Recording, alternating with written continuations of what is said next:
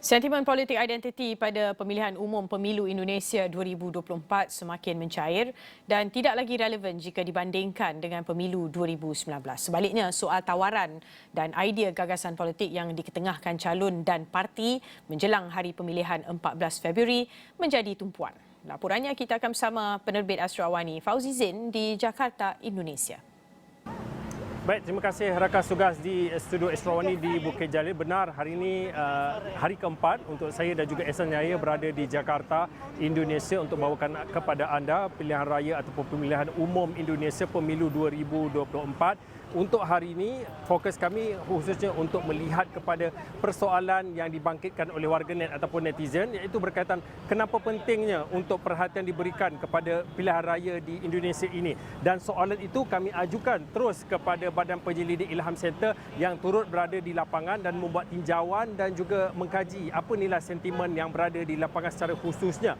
Untuk jawapan yang diberikan, khususnya kita melihat kepada Hishamuddin Bakar, iaitu pengarah eksekutif Ilham Center, yang mana beliau menggariskan ada 5 perkara penting yang perlu kita lihat dalam pilihan raya Indonesia ini. Yang pertamanya, melihat kepada proses demokrasi di Indonesia ini mendahului Malaysia, khususnya terkait tentang isu ataupun politik identitas, iaitu politik identiti yang berlaku di Indonesia dahulu tetapi tidak lagi berlaku pada ketika ini, pada pemilu 2024. Sebentar nanti saya akan perjelaskan.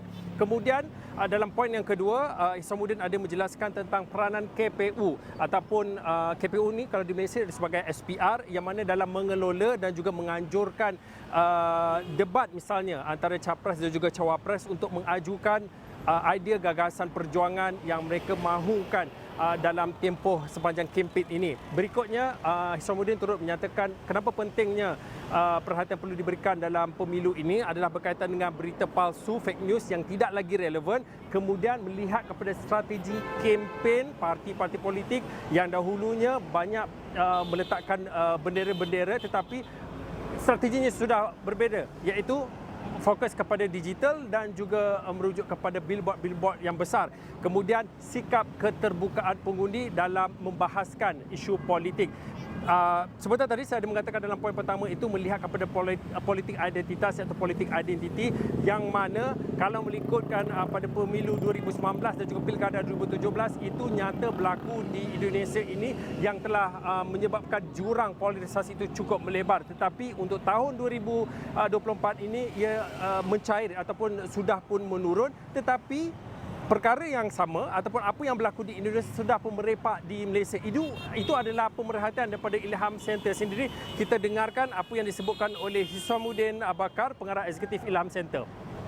Sebab itulah kalau kita lihat strategi kempen itu lebih kepada apa tawaran sebenarnya ingin memenangi hati pengundi, dan isu yang berkait dengan tema agama dan bangsa itu kelihatan tenggelam, walaupun ada elemen-elemen bangsa di situ. Sebagai contohnya, ingin menjadi bapa Presiden Indonesia itu mesti harusnya datang daripada bangsa Jawa sebagai contoh. Tetapi perkara itu tidak dijadikan tema utama, tetapi perkara itu dilakukan secara tradisi dan itu adalah menjadi norm biasa di peringkat bawahan. Tetapi perkara itu tidak diangkat oleh semua parti yang bertanding menjadi tema yang akan menyekat ataupun memburukkan mana-mana kempen yang berlaku.